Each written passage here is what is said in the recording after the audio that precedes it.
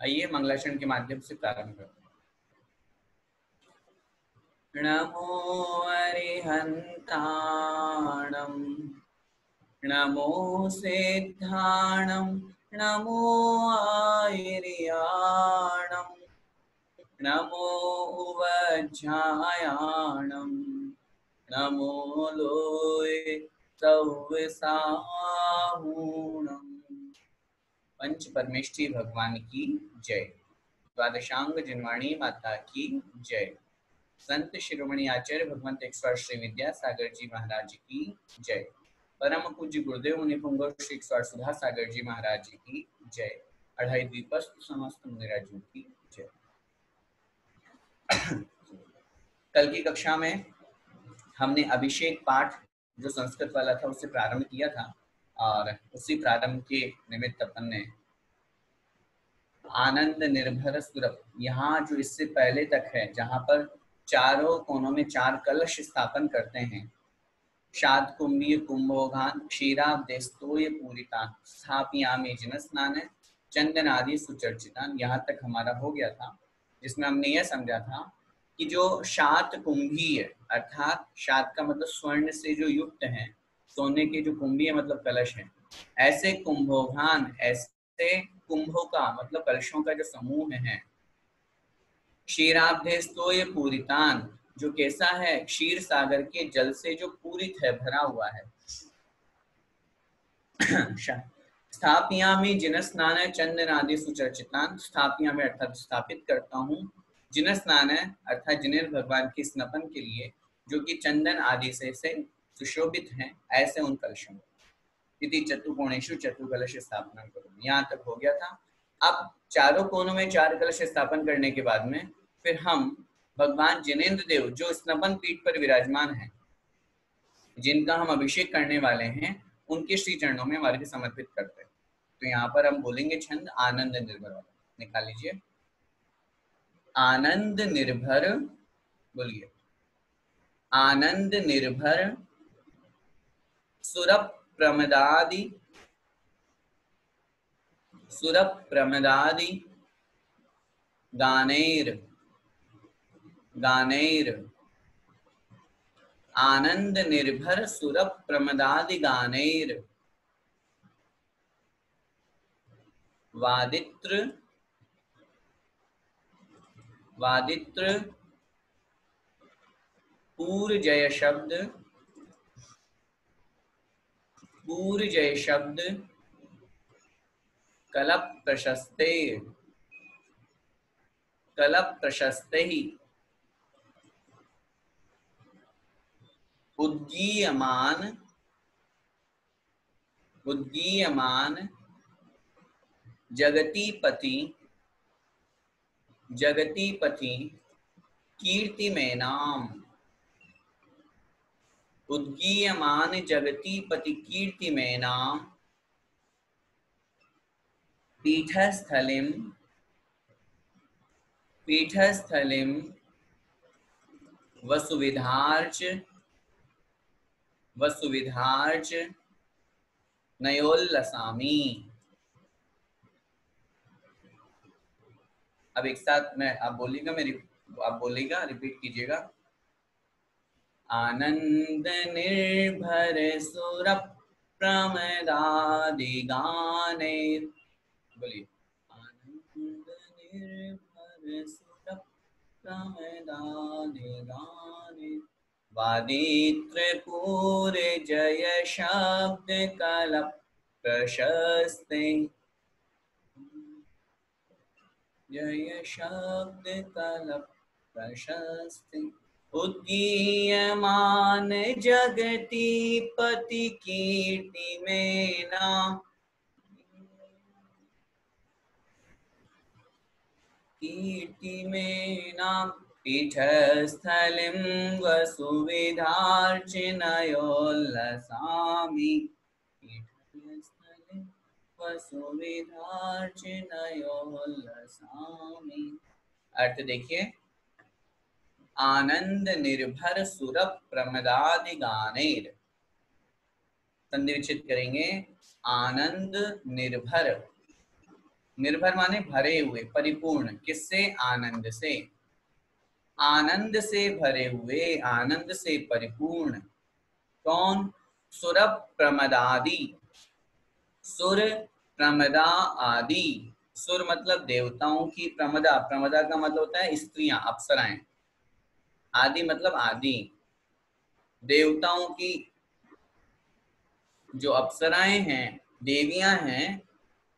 आदि मतलब उनके द्वारा, आदि गाने ही अर्थात मंगल गीतों से। आनंद निर्भर अर्थात आनंद से परिपूर्ण। सुर प्रमद, प्रमदा आदि देवताओं की अप्सराओं आदि के गाने ही मतलब गीतों से, मंगल गीतों से।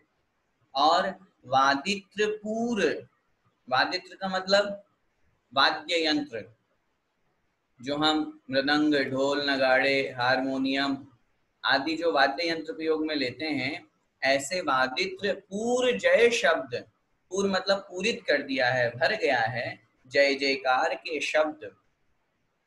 कल प्रशस्त ही, कल, कल का मतलब क्या होता है? आवाज।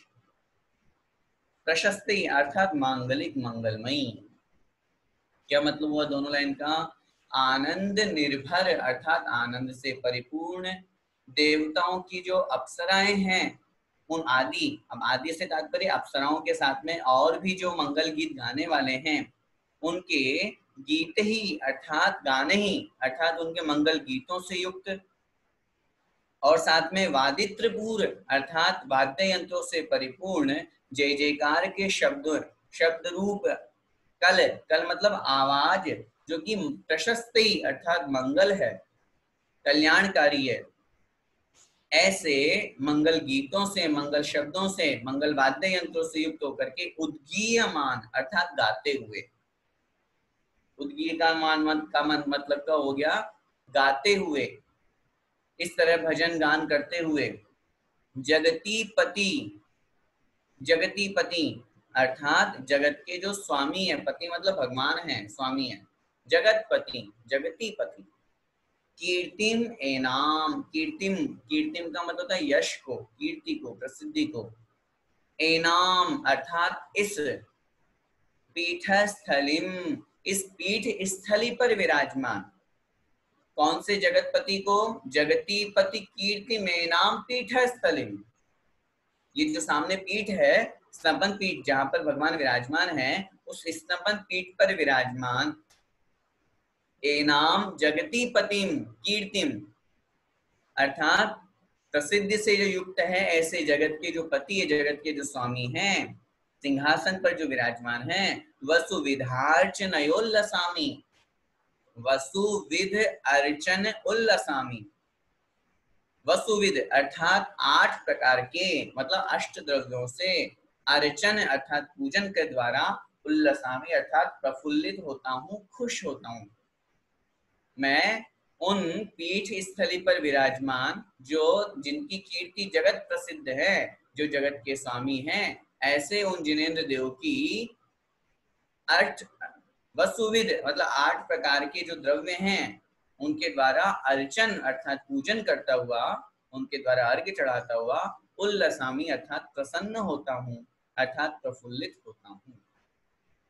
नीचे की 2 लाइन का अर्थ फिर से देखो। यहाँ पे लिखा उद्गीयमान जगती पति, अर्थात गाते हुए, किसकी, क्या गाते हुए? वो ऊपर की लाइन में आ गया था। ऐसे शब्द अर्थात ऐसे मंगल गीत उन स्वर्ग की अप्सराओं के द्वारा गाए जा रहे हैं, आदि अन्य देवताओं के द्वारा गाए जा रहे हैं, मनुष्यों में भगवान के भक्ति पूजन करते समय गाए जा रहे हैं। ऐसे उन मंगल गीतों से युक्त होकर के कीर्तिम अर्थात जिनकी प्रसिद्धि प्रसिद्ध है, सर्वत्र व्याप्त है, ऐसे पीठस्थलिम जगती पतिम अर्थात ऐसे पीठ स्थली पर विराजमान जो जगत के स्वामी हैं, जिनेंद्र भगवान हैं, उनको मैं वसुविध अर्थात 8 प्रकार के अर्चन मतलब पूजन करते हुए, अष्ट द्रव्यों से पूजन करता हुआ क्या कर रहा हूँ? उल्लसामी अर्थात उल्लसित हो रहा हूँ, खुश हो रहा हूँ।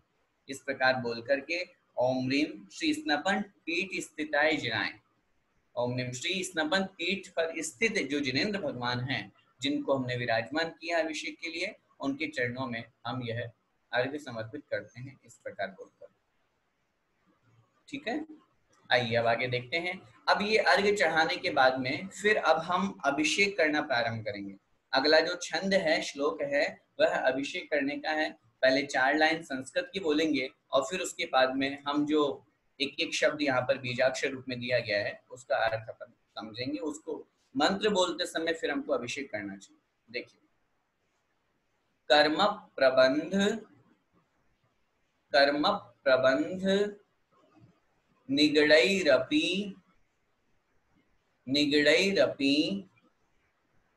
हीनताप्तम्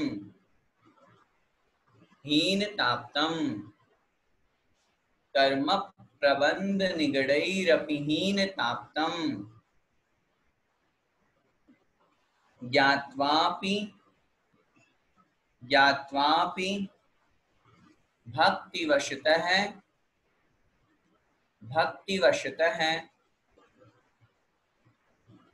परमादिदेवम् ज्ञात्वापि भक्तिवशतः परमादिदेवम्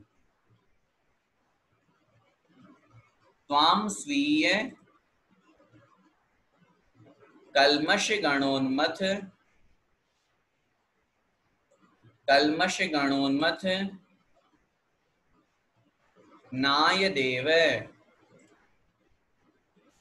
नाय देव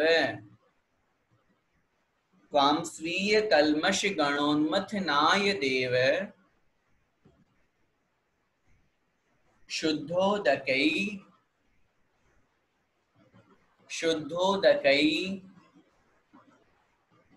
रभिनयामि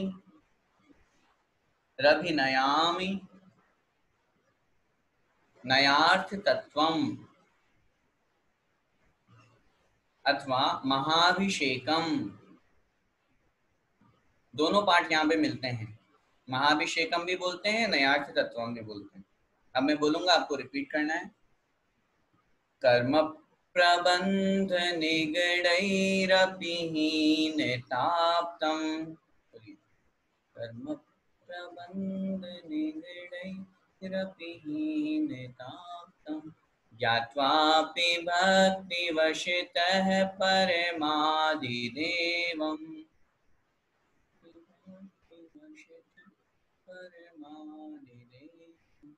त्वां स्वीय कल्मषगणोन्मथनाय देव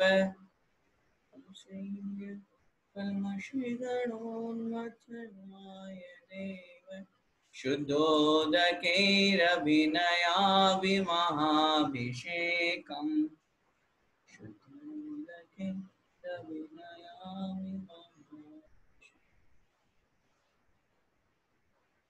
देखिए, अब कितना अच्छा अर्थ यहाँ पर इन लाइन में दिया हुआ है।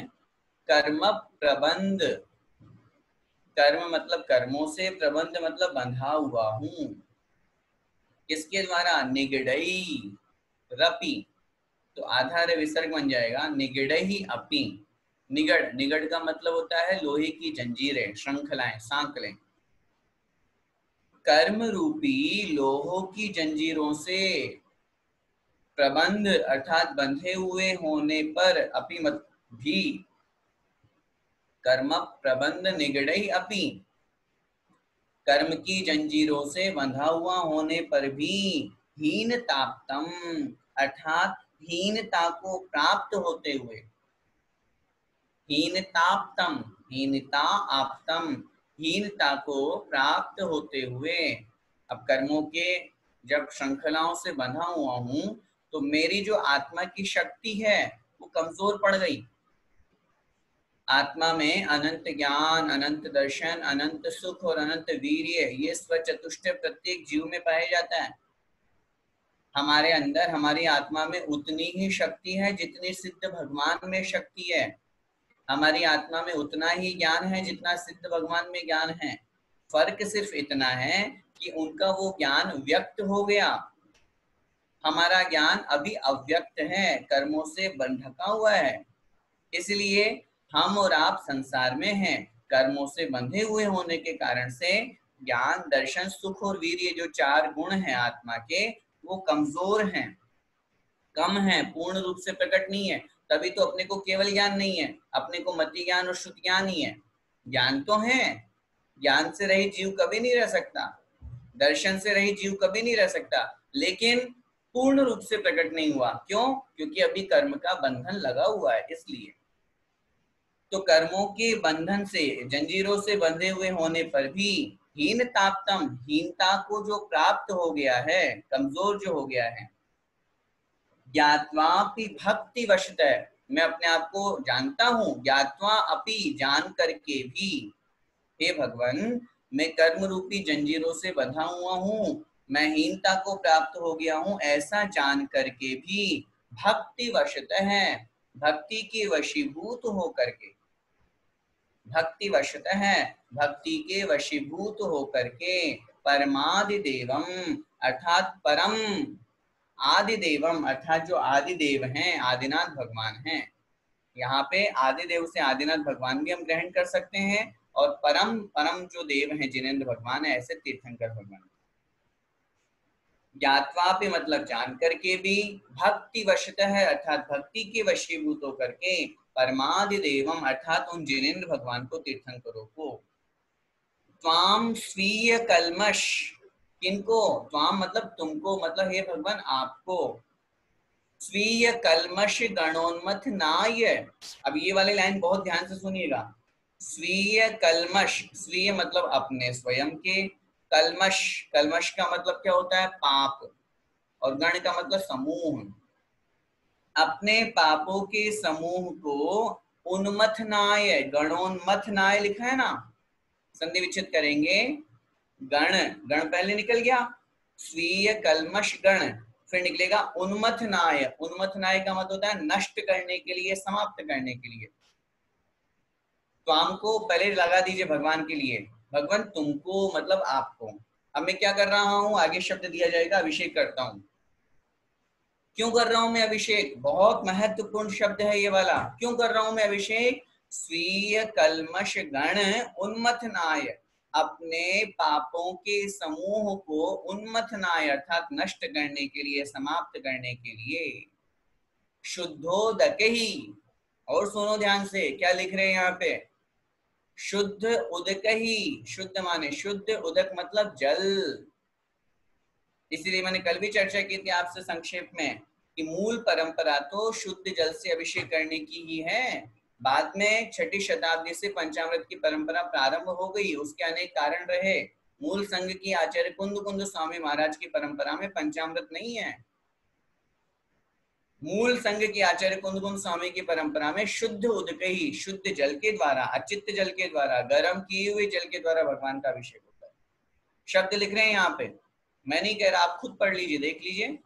शुद्धोदक ही अर्थात शुद्ध उदक ही, शुद्ध जल के द्वारा, प्रासुक जल के द्वारा, अभिनयामि महाभिषेकम, अभिनयामि अर्थात अभिषेक करता हूं, अभिषेक करता हूं, नयार्थ तत्वम, नए और अर्थ के तत्व के जो ज्ञाता हैं। तो ये जो विशेषण किसका, अगर हम नयार्थ तत्वम लगाएंगे तो नए अर्थ तत्वम, नए को अर्थ माने पदार्थ को, तत्व को जो जानने वाले हैं, ऐसे उन जिनेंद्र भगवान का मैं अभिषेक करता हूं। और जब महाभिषेकम लगाएंगे तो अभिनयामि महाभिषेकम, तब तो सरल है ही, अभिनयामि अर्थात करता हूं, महाअभिषेकम अर्थात महान अभिषेक, महान पुण्य का जो कारण है, ऐसे अभिषेक को मैं करता हूँ, भगवान का स्नान करता हूँ। समझ में आया? फिर से देखिए, बहुत सरल है। कर्म प्रबंध निगड़ ही अपी, हे भगवान कर्मों से बंधा हुआ, कैसे कर्म है वो बंधा हुआ कैसे हूं मैं? जंजीर, सांकल जैसे बंधी हुई रहती है, सांकलों से जैसे मैं बंधा हुआ हूँ, कर्म रूपी सांकलों से बंधा हुआ होने पर, हीन ताप्तम अपी अर्थात हीनता को प्राप्त होने पर भी, ठीक है मेरे साथ में कर्म बंधे हुए, तो क्या हुआ, मैं भगवान की भक्ति नहीं करूंगा क्या? मैं पूजा नहीं करूंगा? जरूर करूंगा। ऐसा जानता हुआ भी कि मैं कर्मों से बंधा हुआ हूं, लेकिन फिर भी, ज्ञातवा भी, जानते हुए भी, भक्ति वशतः अर्थात भक्ति के वशीभूत होकर के, अपने अंदर बड़े भक्ति भाव से परिणाम वैसे भाव अपने बना करके, परमादिदेवम अर्थात परम देवादिदेव को, जिनेंद्र भगवान को, जो कि कैसे हैं, नयार्थ तत्वम, अंतिम शब्द जो दिया हुआ है, नए अर्थ और तत्व को जो ज्ञाता है, जानने वाले हैं, ऐसे उन जिनेंद्र भगवान को, ताम मतलब तुमको, हे भगवान आपको, स्वीय कलमश गण उन्मथनाय, अपने पापों के समूह का नाश करने के लिए, शुद्ध उदकही, शुद्ध जल के द्वारा, अचित्त जल के द्वारा, प्रासुक जल के द्वारा, अभिनयाम अर्थात मैं भगवान अभिषेक करता हूँ, आपका अभिषेक करता हूँ। इस प्रकार बोल करके फिर अपने को यहाँ पर मंत्र बोलना चाहिए, क्योंकि मंत्र में बीजाक्षर है और बीजाक्षरों का अर्थ हम गृहस्थों को पता नहीं है। इनका अर्थ जानने के लिए हमें पूज्य गुरुदेव की शरण में जाना होगा, मुनि आर्य पद को धारण करना होगा, तब हमें इसका अर्थ मालूम हो सकता है। एक बार प्रसंगवश मैंने आपको बताया था, जब मैं इसका अर्थ लिख रहा था और शांतिधारा का अर्थ भी मैं लिखना चाह रहा था, तब मैं पूज्य गुरुदेव के श्री चरणों में पहुंचा और उनसे मैंने निवेदन किया कि महाराज जी, हम जब अभिषेक पाठ पढ़ाते हैं या शांतिधारा का अर्थ बताते हैं तो बीजाक्षरों का अर्थ नहीं आता हमको। ऐसी स्थिति में अगर आप हमें बीजाक्षरों का अर्थ बता देंगे तो हम एक छोटी पुस्तक के रूप में उसको बनाकर सब लोगों के बीच में पहुंचा देंगे, ताकि सब उसके अर्थ को समझ करके बहुत अच्छे से भावों के साथ में अभिषेक शांतिधारा करें। तो पूज्य गुरुदेव ने कहा था, बीजाक्षरों का अर्थ बताने के लिए तुम्हें वस्त्र त्याग करना होगा, तुम्हें मुनि बनना होगा। मुनि बने बिना हम गृहस्थों को बीजाक्षरों के अर्थ नहीं बताते हैं।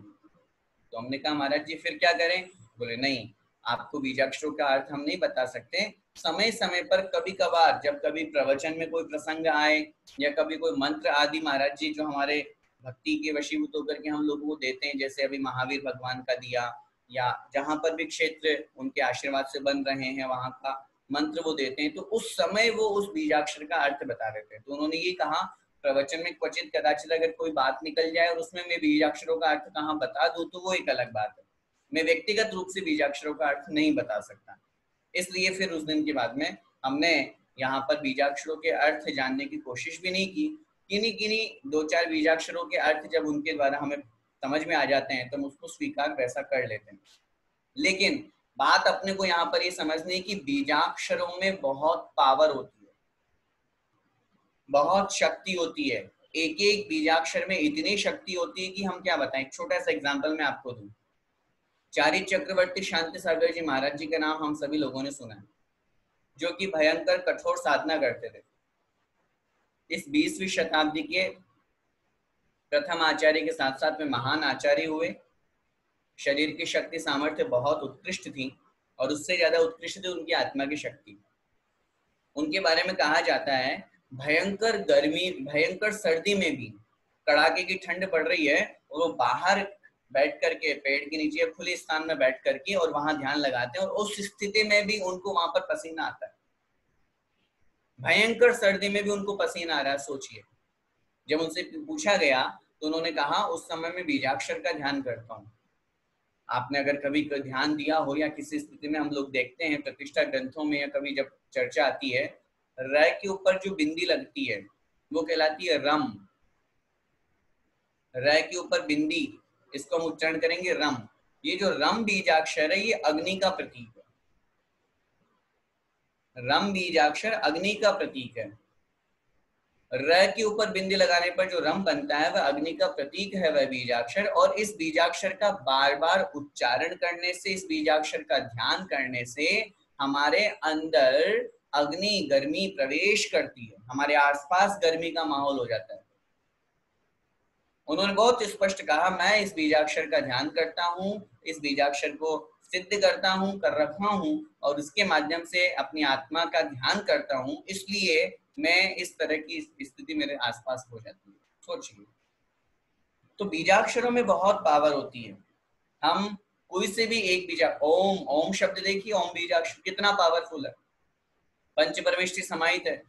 हम प्रातः काल या कभी भी जब हम ओम एक लंबा खींच करके बोलना है, इसका ध्यान करना है, इसका उच्चारण करना है, हमें खुद पॉजिटिविटी फील होती है, हमें खुद वाइब्रेशन अपने आप में फील होता है।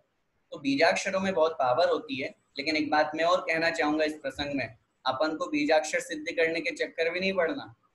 हाँ, कहीं पता चले कि भैया जी बहुत, अब आप भैया जी आजकल तो गर्मी चल रही है, ठंडी का बीजाक्षर बता दो, ऐसा नहीं है, ऐसा नहीं बता सकते, और ना है, और होगा तो भी वो सब गुरुदेव के आशीर्वाद से ही मिलेगा, हमारे पास में कुछ भी नहीं है। बीजाक्षर की सिद्धि अपन को नहीं करनी है, जाप करना अलग बात होती है, कोई मंत्र का पाठ करना अलग बात होती है, इस तरह से मंत्र बोल करके अभिषेक करना अलग बात होती है, लेकिन पर्टिकुलर उन्होंने बहुत स्पष्ट कहा, अगर मैं बीजाक्षरों का अर्थ बता दूंगा तो तुम गृहस्थ लोग पूजा छोड़ दोगे और उन बीजाक्षरों को सिद्ध करने में लग जाओगे। ये बीजाक्षर लक्ष्मी का प्रतीक है, और अब जिसको धन संपत्ति चाहिए वही बीजाक्षर रटेगा, नमोकार भूल जाएगा। ये बीजाक्षर गर्मी का, ये अग्नि का प्रतीक है, ये ठंडी का प्रतीक है, ये इससे ये होता है, इससे ये होता है, ये प्रेम का प्रतीक है, ये सारे के सारे अगर हम उन बीजाक्षरों के अर्थ बता देंगे तो तुम गृहस्थ लोग लोभ के चक्कर में आकर के, स्वार्थ के वशीभूत होकर के उस बीजाक्षर को सिद्ध करने में लग जाओगे, जो कि अनर्थ का कारण बनेगा। उन्होंने हमारे ऊपर कृपा की है, करुणा की है, बोले मैं बता दूं, लेकिन तुम स्वार्थ के वशीभूत होकर के उस बीजाक्षर का ध्यान करने लग जाओगे, वो गलत हो जाएगा, वो नहीं करना। ठीक है, तो ऐसी स्थिति में अपन को यहाँ पर जिन शब्दों को अपन समझ सकते हो उनको समझे मात्र, लेकिन और अन्य जो बीजाक्षर उनका अर्थ हमें भी नहीं पता, तो उनको वैसा ही श्रद्धा के रूप में, बड़े शक्तिशाली भी बीजाक्षर हैं ऐसा मान करके उनको वैसा स्वीकार करके फिर अपन को अभिषेक आदि करना चाहिए। ओम ह्रीं श्रीं क्लीं ऐं अर्हं वम मम हम सम तम पम वम वम मम मम हम सम सम तम तम पम पम झम झम ज्वीं ज्वीं श्रीं श्रीं द्रां द्रां द्रीं द्रीं द्रावय द्रावय नमो ह्रते भगवते श्रीमते पवित्रतर जलेन जिनम अभिषेचयामीति स्वाहा। ऊपर के तो सब बीजाक्षर है ही, ऐसे नमो ह्रते, नमः अर्हते, नमस्कार करता हूँ, किसको? अर्हते मतलब अरिहंत भगवान को, भगवते मतलब भगवान को, जो कि श्रीमते अर्थात लक्ष्मी से संयुक्त हैं। श्री मतलब अंतरंग और बहिरंग लक्ष्मी से जो संयुक्त है, ऐसे भगवान को नमस्कार करते हुए पवित्रतर जलेन अर्थात पवित्र जल के द्वारा जिनम अभिषेचयामीति, जिन्हें भगवान का मैं अभिषेक करता हूँ, ऐसा बोल करके, ऐसा बोलते हुए, ये मंत्र बोलते हुए हमको भगवान का वहां पर अभिषेक करना चाहिए। ठीक है, आगे देखिए। सकल भुवननाथम, बोलिए, सकल भुवननाथम तम जिनेन्द्रम सुरेंद्र, अच्छा एक सॉरी छूट गया है, तीर्थोत्तम भवे नीरी, वो देखेंगे। तीर्थोत्तम, तीर्थोत्तम भवै नीरैर, भवै नीरैर क्षीरवारिधि रूप कही, क्षीरवारिधि रूप कही स्नपयामी, स्नपयामी सुजन्माप्तान, सुजन्माप्तान जिनान, जिनान सर्वार्थ सिद्धिदान, सर्वार्थ सिद्धिदान। मैं बोल रहा हूं, रिपीट कीजिएगा। तीर्थोत्तम भवै नीरहि, बोलिए, तीर्थोत्तम भवै नीरहि क्षीरवारिधि रूप कहि स्नपयामि सुजन्माप्तान, जिनान सर्वार्थ सिद्धिदान, जिनान सर्वार्थ सिद्धिदान। देखिए अर्थ देखिए, तीर्थोत्तम भवहि नीरहि, तीर्थ उत्तम, तीर्थ मतलब तीर्थ, उत्तम मतलब उत्तम, भवई मतलब प्राप्त, उत्तम तीर्थों से प्राप्त, नीरहि मतलब जल के द्वारा। उत्तम तीर्थ कौन से? जैसे क्षीर सागर है, वो उत्तम स्थान है जहाँ जल अच्छा प्राप्त होता है, शुद्ध प्राप्त होता है।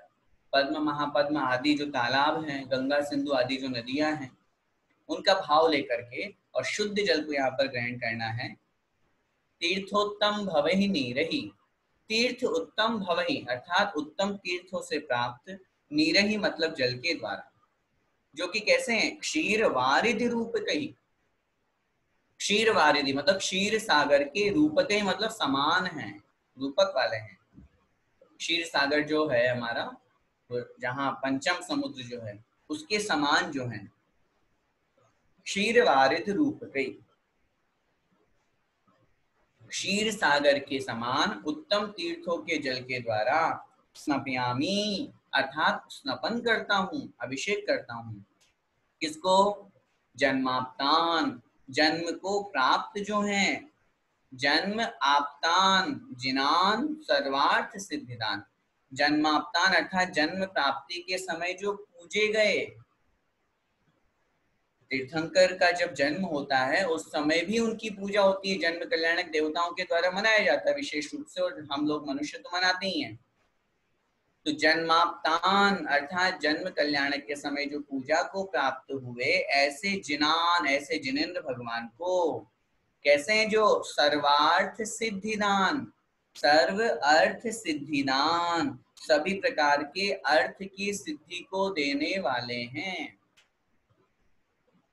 सभी प्रकार के अर्थ की सिद्धि को जो देने वाले हैं, अथवा जो स्वर्ग में वैमानिक देवों में सर्वोत्तम पद है, ऊपर ही ऊपर 33 सागर की जिसकी आयु है, एक भव अवतारी है, अगले भव में नियम से मोक्ष जाएंगे, ऐसे सर्वार्थ सिद्धि को देने वाले, ऐसे जिनान, ऐसे जिनेंद्र भगवान को मैं क्या करता हूँ? स्नपयामी अर्थात स्नपन करता हूँ, उनका अभिषेक करता हूँ। क्या मतलब हुआ? फिर से पूरे श्लोक का अर्थ देखिए। क्षीर वारिधि रूपक ही अर्थात क्षीर सागर के समान, तीर्थोत्तम नीरही अर्थात उत्तम तीर्थों के जल के द्वारा मैं ऐसे जिनेंद्र भगवान को उस जल के द्वारा अभिषेक करता हूं, जो कि कैसे हैं? दो विशेषताएं बतलाई है। सुजन्माप्तान, सु मतलब अच्छा जन्म जिन्होंने प्राप्त किया है, जन्म तो सभी प्राप्त करते हैं, लेकिन अच्छा जन्म का मतलब बस अब लास्ट जन्म है, इसके बाद अब जन्म लेना है इनको, हमेशा हमेशा के लिए जन्म के दुख से दूर हो गई है। तो ऐसे जन्माप्तान अर्थात जन्म के दुख से जो रहित हैं, सुजन्माप्तान अच्छे जन्म वाले जो हैं, ऐसे जिनान, ऐसे जिनेंद्र भगवान को जो कि सर्वार्थ सिद्धि को देने वाले हैं, उनको मैं यहाँ पर जल के माध्यम से अभिषेक करता हूँ। आगे देखिए। सकल भुवन नाथम, बोलिए। सकल भुवन नाथम तम जिनेन्द्रम, तम जिनेन्द्रम सुरेन्द्रहि, सुरेन्द्रहि, तम जिनेन्द्रम सुरेन्द्रै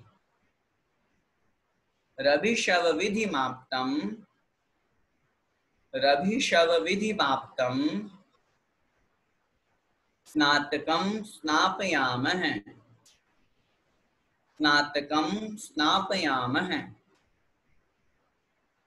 यदभिशवनवाराम, यदभिशवनवाराम बिंदुरेकोऽपि नृणाम, बिंदुरेकोऽपि नृणाम प्रभवति हि विधातुम, प्रभवति हि विधातुम भुक्ति सन्मुक्ति लक्ष्मीम, भुक्ति सन्मुक्ति लक्ष्मीम। बोलेंगे, आप रिपीट कीजिएगा। सकल भुवन नाथम तम जिनेन्द्रम सुरेन्द्रै रविशव विधि माप्तम स्नातकम स्नापयामः यदभिशवनवाराम बिंदुरेकोऽपि नृणाम प्रभवति हि विधातुम भुक्ति सन्मुक्ति लक्ष्मीम। पीछे वाला जो हमारा श्लोक था तीर्थोत्तम भवे नीरी, उसका मंत्र रह गया था।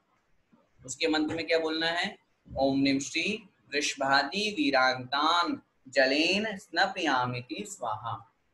ओम नीम श्री मतलब ओम ह्रीम श्री वृषभादि वीरांतान अर्थात वृषभनाथ भगवान से लेकर के वीरांतान जो महावीर भगवान है वहां तक 24 तीर्थंकरों को मैं जलेन अर्थात जल के द्वारा स्नपयामी अर्थात अभिषेक करता हूँ। ऐसा बोल करके जल वहां पर भगवान के मस्तक पर श्री चरणों में सर्वत्र समर्पित किया जाता है और जल से उनका अभिषेक किया जाता है। हमेशा पुरुष वर्ग से मेरा निवेदन है, हमेशा जब भी भगवान का अभिषेक करें मंत्र बोल करके ही करें।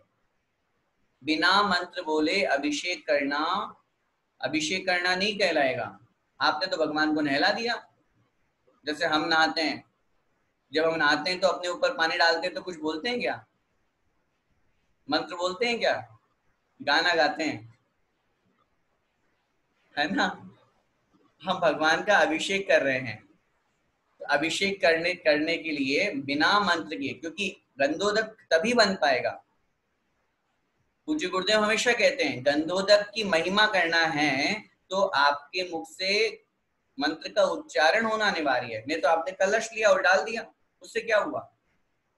चाहे भले ही आप ये वाला मंत्र बोलिए, जरूरी नहीं, अगर आपको 3 लाइन का मंत्र याद नहीं होता है, या फिर जैसे सामूहिक व्यवस्था में कहीं पे कोई भैया जी करा रहे हैं, कोई पंडित जी करा रहे हैं, या कोई श्रेष्ठ महानुभाव अगर अभिषेक करा रहे हैं माइक में बोल के, तब कोई दिक्कत नहीं है। लेकिन आप स्वयं कर रहे हैं, अगर आपको मंत्र नहीं आता है तो ये आधी लाइन वाला मंत्र याद कर लीजिए। ओम नीम श्री वृषभादि वीरांतान जलेन स्नपयामिति स्वाहा। चाहे आप इसको 3 बार बोलिए, चाहे 9 बार बोलिए, लेकिन बोल करके ही अभिषेक हमको करना है। बिना मंत्र बोले हमको अभिषेक नहीं करना। अभिषेक का बड़ा महत्व है। अभिषेक से ज्यादा महत्व हम लोग गंधोदक को देते हैं।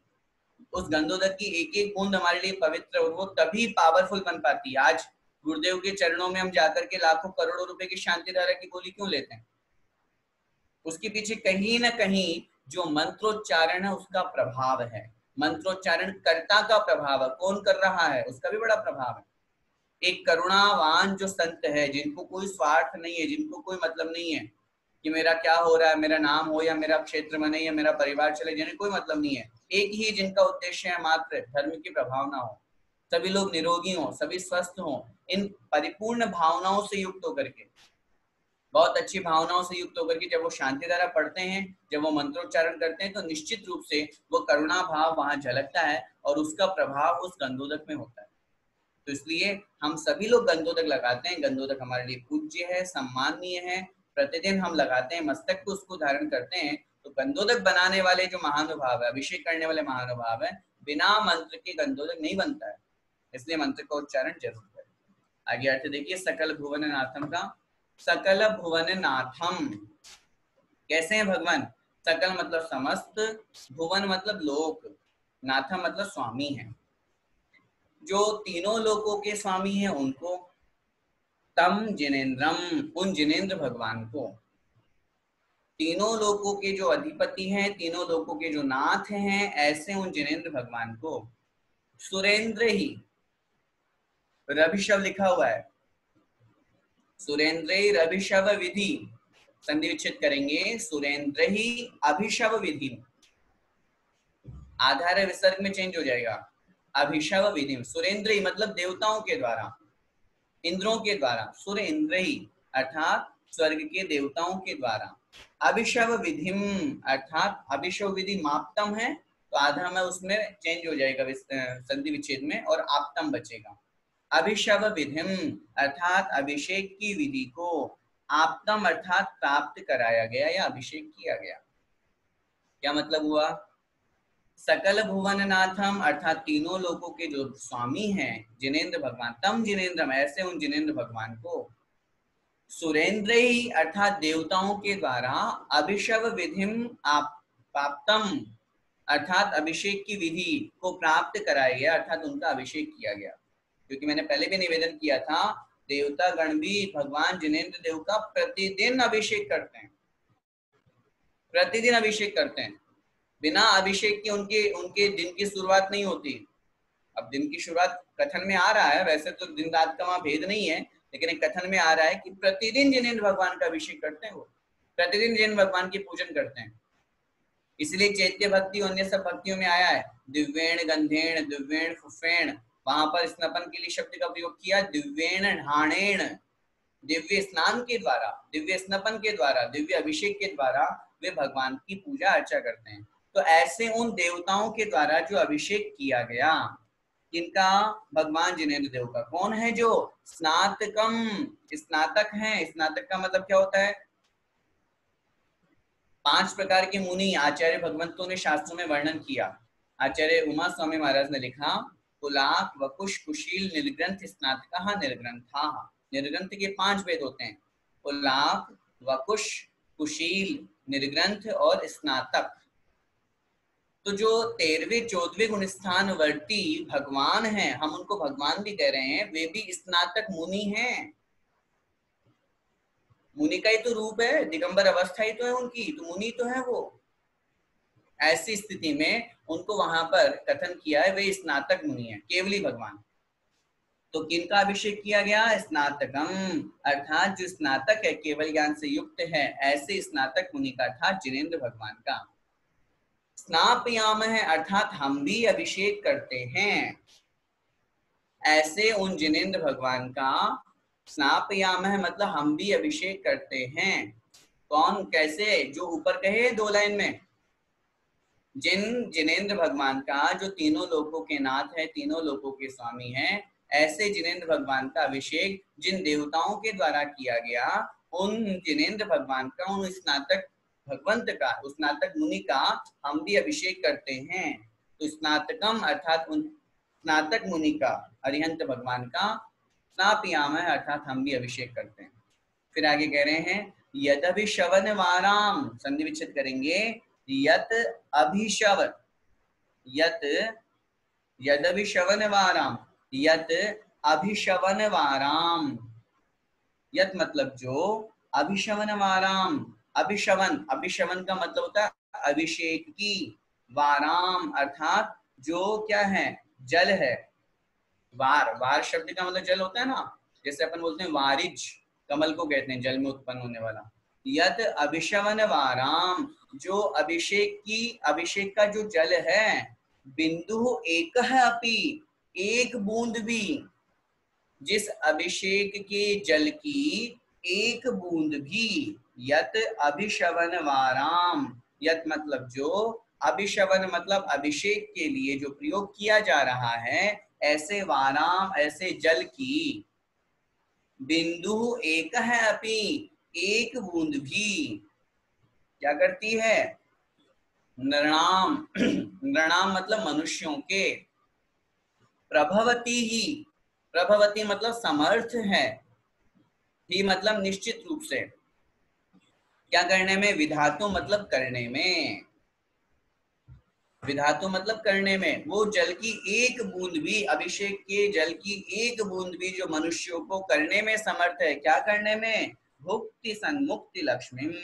भुक्ति मतलब भोग, आकांक्षा, सांसारिक भोगो भोग, और मुक्ति, मुक्ति मुक्ति, आगे शब्द क्या? सन्मुक्ति लक्ष्मी, और समीचीन मोक्ष रूपी लक्ष्मी को प्राप्त कराने में जो एक बूंद भी समर्थ है।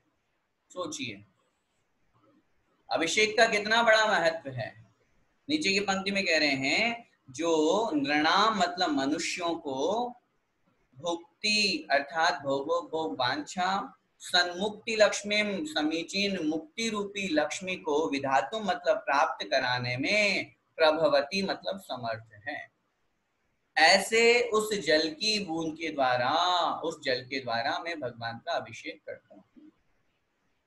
यहाँ पर बहुत स्पष्ट रूप से आचार्य महाराज ने, आचार्य माघनंदी स्वामी महाराज ने भगवान का अभिषेक भी करना कहा, और साथ में उस अभिषेक का फल भी हम लोगों को बताया। और जो लोग, मैंने कल भी निवेदन किया था, जो लोग ये कहते हैं कि भगवान के शरीर पर गंदगी है, उस गंदगी को साफ करने के लिए, मिट्टी को साफ करने के लिए अभिषेक किया जाता है, उन लोगों को यहाँ पर समझना चाहिए। पहले भी आचार्य महाराज ने कहा कि स्वीय कलमश गणोन्मथनाय, अपने स्वयं के पापों के समूह को नाश करने के लिए हम अभिषेक कर रहे हैं। और अभिषेक करने का यहाँ अभाव देखिए, अभिषेक करने का फल देखिए, कितना बड़ा महत्व। आचार्य महाराज बहुत स्पष्ट लिख रहे हैं कि जिस अभिषेक की एक बूंद भी, जल की एक बूंद भी, भगवान जिनेंद्र देव के अभिषेक के जल की एक बूंद भी मनुष्यों को भोगो भोग सामग्री के साथ साथ मुक्ति रूपी लक्ष्मी को, मुक्ति रूपी प्रिया को, मुक्ति प्रिया को प्राप्त कराने में समर्थ है। इतनी योग्यता रखती, इतनी सामर्थ्य है उस जल की एक बूंद में। तो क्यों ना हम भगवान जिनेंद्र देव का अभिषेक प्रतिदिन करें। इसीलिए मैं पुरुष वर्ग से हमेशा कहता हूं, अगर हम पुरुष हैं हमें सौभाग्य मिला है भगवान का अभिषेक करने का, भगवान के चरण छूने का। माताओं बहनों से मेरा निवेदन है, आप अभिषेक नहीं कर पाते हैं कोई बात नहीं, लेकिन इतना नियम बनाएं कि हम पूजन करने से पहले या बाद में जैसी स्थिति व्यवस्था बने उस अनुसार हम अभिषेक जरूर देखेंगे। कर नहीं सकते तो क्या हुआ, करवाएंगे। कृत, कारित और अनुमोदना 3 चीजें हैं हमारे पास में। अगर हम स्वयं करने की योग्य हों तो स्वयं करें। माताएं बहनें ध्यान से सुने, अगर नहीं है करने के योग्य तो क्या करें, कारित करवाइए। किससे, अपने श्रीमान जी से, अपने बेटे से, अगर वो 8 साल से ऊपर का हो गया है तो। आप में है शक्ति, आप अगर उससे प्रेरित करती हैं, आप करवाती हैं तो आपको पुण्य लगेगा, उसको तो जो लग रहा है लगेगा ही लगेगा। हम स्वयं नहीं कर सकते हैं तो हम दूसरों से जरूर करवाएं। अब आप बोलो हमारी बात नहीं मानते, सब मानते हैं बात, सब मान जाएंगे। आप लोगों को सब मनवाना आता है, संसार की सब बातें तो आप मनवा लेते हो उनसे, और फिर जब भगवान के अभिषेक और धर्म की बात होती है तो आप खुद ढीले पड़ जाते हो। कोई दिक्कत नहीं है, अगर 2 दिन खाना नहीं खाएंगे तो।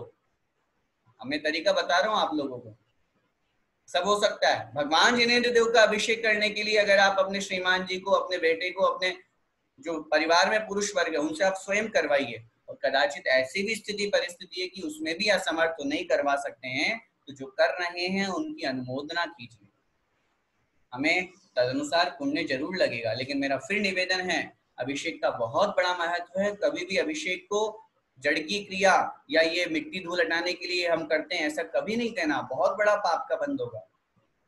जिन भगवान जिनेंद्र देव के अभिषेक का इतना बड़ा महत्व कि आचार्य महाराज को यहाँ ये लिखना पड़ रहा है कि जो भोगो भोग सामग्री और मुक्ति रूपी लक्ष्मी को प्राप्त कराने में समर्थ है, जिस भगवान जिनेंद्र देव के अभिषेक की एक जल की बूंद, तो सोचिए वो कितना महान होगा।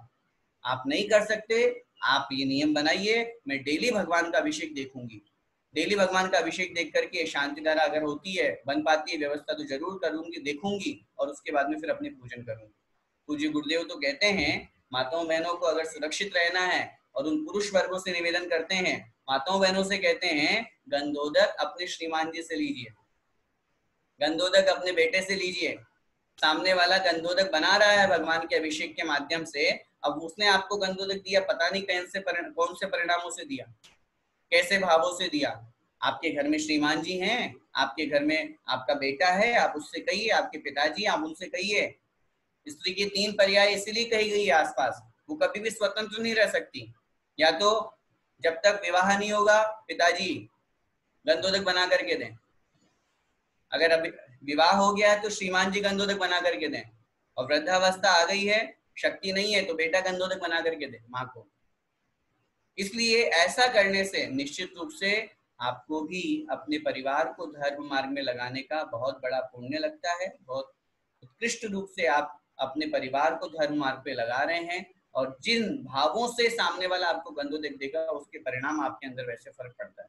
और किसी और से आप गंधोदक लेंगे, लेने में पाप नहीं है, दोष नहीं है, लेकिन किसी और के भाव हमें क्या पता उसके अंदर क्या चल रहा है। इसलिए ऐसी स्थिति में इस श्लोक को ध्यान में रख करके अपने को यहाँ पर अभिषेक करना चाहिए। यहाँ पर जो मंत्र दिया हुआ उसका मैं एक बार यहाँ उच्चारण कर रहा हूँ, चूंकि बीजाक्षर है इसलिए अर्थ बताने में असमर्थ हूँ। ओम ह्रीं श्रीं क्लीं ऐं अर्हं वं मं हम सं तं पं वं वं मं मं हम हम सं सं तं तं पं पं झं झं झीं झीं क्षीं क्षीं द्रां द्रां द्रीं द्रीं हम झम झीं क्षीं हम सह झम वम यह सह क्षाम क्षीं क्षूं क्षें क्षें क्षौं क्षौं क्षं क्षः क्ष्वीं ह्रां ह्रीं ह्रूं ह्रैं ह्रैं ह्रौं ह्रौं ह्रं गः द्रां द्रीं द्रावय द्रावय नमो द्रां द्रीं नमो रते भगवते श्रीमते ठठ इति बृहत् शांति मंत्रेण अभिषेकम करोमि। इस प्रकार ये बृहत् शांति मंत्र हो गया, इसके द्वारा हमें यहाँ पर अभिषेक करना चाहिए। अब इसके बाद में हमें यहाँ पर शांति धारा करनी चाहिए। ये मंत्र बोलने के बाद में फिर शांति धारा हमें बोलनी चाहिए। शांति धारा का मंत्र यहाँ पर दिया हुआ है, आचार्य माघनंदी स्वामी द्वारा रचित जो शांति धारा है वही मूल शांति धारा है। बड़ी शांति धारा जिसे हम कहते हैं, छोटी शांति धारा भी बहुत से स्थानों पे बोली जाती है, वो बाद में बनाई हुई है, लेकिन मूल परंपरा और मूल आचार्य की शांति धारा को ध्यान में रखते हुए, पूज्य गुरुदेव की उस बात को ध्यान में रखते हुए हमें मूल जो बड़े ब्रह्म शांति धारा है उसी को बोलना चाहिए। भले 5 मिनट ज्यादा लग जाए, लेकिन मूल शांति धारा बोलेंगे उसमें बीजाक्षर का बड़ा महत्व होता है, वो हमें यहाँ पर बोलना चाहिए। और फिर बोलने के बाद में फिर वापस यहाँ पे पानी या चंदन बोल करके अर्घ आदि समर्पित करना चाहिए। आइए आगे कभी समय होगा तो शांति धारा का भी अपन अर्थ समझने की कोशिश करेंगे। अभी इसी क्रम को शांति धारा के बाद में अगर नहीं करना है शांति धारा या सामान्य अर्घ ही अर्थ अभिषेक के बाद में अपने को चढ़ाना है, तो फिर यहाँ पर ये पानी या चंदन बोल करके फिर भगवान के चरणों में अर्घ समर्पित करना चाहिए। देखिए, पानी या चंदन सदक्षत सदक्षत पुष्प पुंजय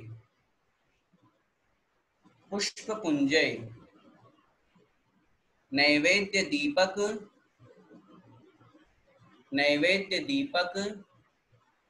सुधूप फलव्रजेन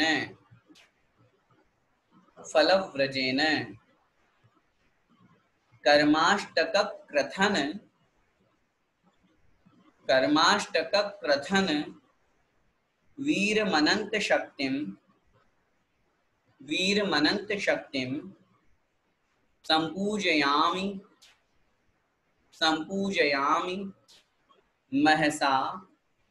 महसां निधानम।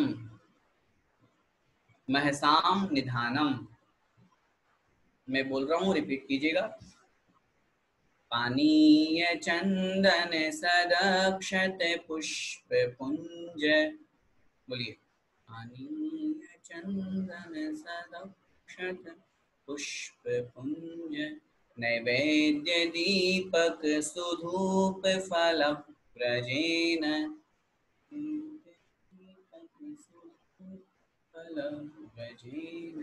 कर्माष्टक क्रथन वीरमनंत शक्तिं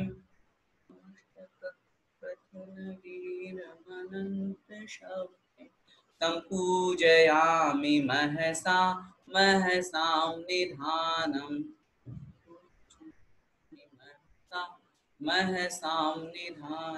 देखिए, पानी अब अभिषेक हो गया। अभिषेक के बाद में भगवान के श्री चरणों में अर्घ्य समर्पित कर रहे हैं।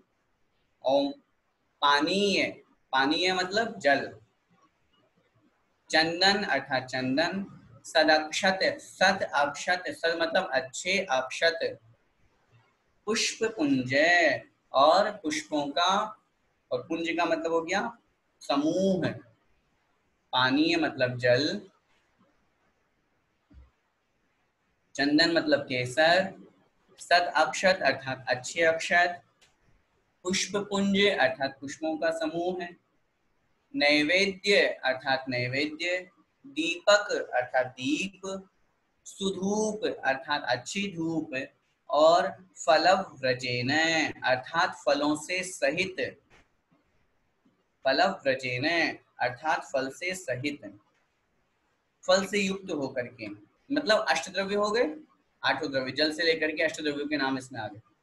कर्माष्टक क्रथन, कर्म अष्टक 8 कर्मों के क्रथन का मतलब होता है नाश, समाप्त करना। कर्माष्टक क्रथन, कर्म अष्टक 8 कर्मों को नाश करने के लिए, वीरमनंत शक्तिम, वीरम अनंत शक्तिम, वीरम मतलब बल, बल से युक्त जो वीर है, शक्तिशाली है, ऐसी अनंत शक्तिम अर्थात अनंत शक्ति वाले, वीरम अनंत शक्तिम ऐसे वीर और अनंत शक्ति वाले, संपूजयामि अर्थात पूजा करता हूँ। किससे? महसा। महसा का तात्पर्य होता है बड़े हर्षोल्लास के साथ में, खुश होकर के, जो कि कैसे हैं? महसाम निधानम, जो कि महसाम मतलब कल्याणकों को, कल्याण को क्या है? निधानम मतलब भंडार है, जो कल्याण के भंडार हैं, जो मंगल के भंडार हैं, ऐसे किनको? ऐसे उन वीरम अनंत शक्तिम, जो अनंत शक्ति को धारण करने वाले हैं, धीर वीर हैं, ऐसे भगवान को मैं क्या करता हूँ, यहाँ पर संपूजयामी अर्थात पूजा करता हूँ। किससे पूजा करता हूँ? पहली लाइन में जो अष्टद्रव्यों के नाम दिए गए उन अष्टद्रव्यों से पूजा करता हूँ। फिर से देखिए, पहली लाइन में 8 द्रव्यों के नाम हैं, जल, चंदन, अच्छे अक्षर, पुष्पों का समूह, नैवेद्य, दीपक, अच्छी धूप और फल, इनसे युक्त इनके समूह से सहित होकर अर्थात अष्ट द्रव्यों से कर्माष्टक क्रथन अर्थात 8 कर्मों का नाश करने के लिए जो महसाम निधानम अर्थात कल्याण के भंडार हैं, अनंत शक्ति वाले वीर हैं, ऐसे उन जिनेंद्र भगवान को महसा अर्थात बड़े हर्षोल्लास के साथ में संपूजयामी अर्थात में पूजा करता हूँ। ये बोल करके फिर हमें वहां पर अर्घ्य समर्पित करना चाहिए। लिखा हुआ है ओम ह्रीम अभिषेकांते अर्थात अभिषेक के अंत में, क्योंकि अभिषेक कर लिया अब अपन ने। अगर अपन शांति धारा कर लें तो शांति धारा के साथ में फिर ऐसे बोल देंगे इस मंत्र को, ओम ह्रीम श्री अभिषेकांते शांति धारा अंते, है ना। जब दोनों के बाद में अपन अर्घ्य चढ़ा रहे हैं, ओम ह्रीम श्री अभिषेकांते शांति धारा अंते वृषभादि वीरांतेभ्यो अभिषेक के अंत में, शांति धारा के अंत में वृषभादि वीरांत जो 24 तीर्थंकर हैं उनके चरणों में मैं अर्घ्य समर्पित करता हूँ। ठीक है, ये बोल करके फिर हम भगवान के श्री चरणों में हमें अर्घ्य समर्पित करना चाहिए। अब आगे ये जो दिया हुआ है ये सामान्य है, वैसे तो बोल करके और हमें पूरा भगवान का भागी अपन अभिषेक हो गया, अर्घ्य चढ़ गया। अब इसके बाद में मार्जन करके भगवान को पुनः हमें वेदी में विराजमान करना है। तो अगला जो दिया हुआ है, हे तीर्थपा निज यशो धवली कृताशः, ये बोल करके अपने को पुष्पक्षेपण करना है। फिर नत्वा मुहुर निज करे रमृतोपमेयी, ये बोलते हुए अपने को भगवान का कपड़े से मार्जन करना है। इनका अर्थ अभी मैं यहाँ पे नहीं बता रहा, जितना अपने को उपयोगी है उतना ही मैं ले रहा हूँ, इसलिए ये बोल करके अपने को कपड़े से मार्जन करना है। फिर बोलते हुए ओम ह्रीम अम्लान शुकेन अर्थात अमल अंशुकेन अर्थात निर्मल पवित्र, अंशुक, अंशुक का मतलब होता है कपड़ा, वस्त्र, निर्मल पवित्र कपड़े के द्वारा जिन बिंबम परिमार्जयामी अर्थात जिन भगवान के इस बिंब को, जिन बिंबम परिमार्जयामी अर्थात इसका मैं परिमार्जन करता हूँ। ऐसा बोल करके फिर भगवान का मार्जन करना चाहिए। स्नानम विधाय भवतोष्टि, ये वाला श्लोक बोल करके भगवान को पुनः वेदी में सिंहासन पे विराजमान करना चाहिए। मंत्र दिया हुआ है ओम ह्रीम श्री सिंहासन पीठे जिन बिंबम स्थापयामी अर्थात पुनः मैं सिंहासन पीठ पर जिन बिंब को स्थापित करता हूँ, विराजमान करता हूँ। फिर उसके बाद में वापस अर्घ्य चढ़ाना चाहिए, क्योंकि भगवान को अपन ने वेदी में वापस विराजमान किया है, तो इसलिए उनको वापस हम अर्घ्य समर्पित करेंगे। तो जल चंदनाक्षत ही बोल करके, अथवा अष्टद्रव्यों का हम उदक चंदन भी वहां पर बोल सकते हैं, वो बोल करके और फिर हमें अर्घ्य चढ़ाना चाहिए। ओम निम श्री पीठ स्थित जिनाय अर्थात सामने जो वेदी में विराजमान भगवान है उनके चरणों में मैं अर्घ्य समर्पित करता हूँ। फिर उसके बाद में नत्वा परित्य, ये बोल करके हमें गंधोदक लगाना चाहिए, ये बोल करके भी लगा सकते हैं, अथवा सामान्य रूप से अगर हम जो निर्मलम निर्मलीकरणम ये बोल करके भी हम वहां पर गंधोदक अपने मस्तक पर लगा सकते हैं। और फिर उसके पश्चात पुष्प क्षेपण करके और अपनी अभिषेक की प्रक्रिया पूरी होगी। एक दो बातें हैं जिनका अपने को बहुत महत्वपूर्ण रूप से ध्यान रखना चाहिए अभिषेक के समय। सबसे पहली बात तो जब भी हम अभिषेक करें अपने दोनों हाथों में कलश को लेकर के अभिषेक करना चाहिए। बहुत से लोग एक हाथ से भगवान का अभिषेक कर देते हैं, वो ठीक नहीं है, सम्मान का प्रतीक नहीं है।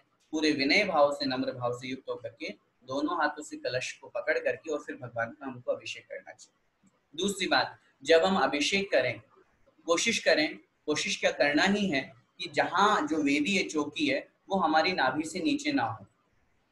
जहाँ भगवान विराजमान करके हम अभिषेक करते हैं वो वेदी या वो चौकी नाभि से नीचे नहीं होनी चाहिए, नाभि से ऊपर ही वो विराजमान हो। इस भावना के साथ में अपने को इस बात का ध्यान रखना चाहिए।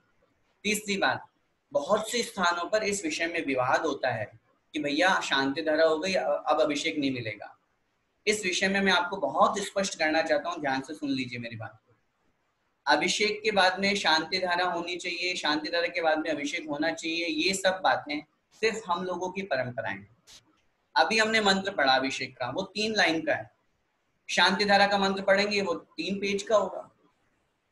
अभिषेक का बड़ा रूप शांति धारा है, जैसे पूजन का बड़ा रूप विधान है, अपन प्रतिदिन के नित्य नियम की पूजन करते हैं, उसमें 2 पूजन कर लिए, 3 पूजन कर लिए, लेकिन जब विधान करते हैं तो भगवान का विधान के समय में बहुत ज्यादा विशेष रूप से अर्चन करते हैं, तो उस दिन ज्यादा पूजन करते हैं। तो इसलिए जैसे पूजन का बड़ा रूप विधान है, ऐसे ही अभिषेक का बड़ा रूप जो है वो शांति धारा है। अगर कहीं शांति धारा हो गई है तो उसके बाद में अभिषेक करने में कोई दोष नहीं है, कोई पाप नहीं है। लेकिन अगर समाज ने सामूहिक रूप से सबकी व्यवस्था बनाने के लिए ये नियम बना रखा है, भैया देखो कौन कब तक आएगा, हम कब तक इंतजार करते रहेंगे, हम शांति धारा कर लेंगे, उसके बाद फिर भगवान को विराजमान कर देंगे। अगर ऐसी व्यवस्था हम लोगों ने बना रखी, नियम बनाया है, तो हमारा कर्तव्य है एक निश्चित समय पर पहुंच करके और हम उस समय अभिषेक कर लें। फिर भी कदाचित अगर कोई आ जाता है, इन चक्करों में मत पड़ो। अभिषेक शांति धारा के बाद में भी अगर कोई अभिषेक कर लेता है तो पाप थोड़ी हो गया। व्यवस्था बनाने के लिए अपन ने वो काम किया है, लेकिन अगर व्यवस्था बनाने के माध्यम से अगर कोई इस तरह से लेट हो जाता है क्वचित कदाचित किसी काम से, तो कोई दोष नहीं है, कोई बड़ा पाप नहीं है।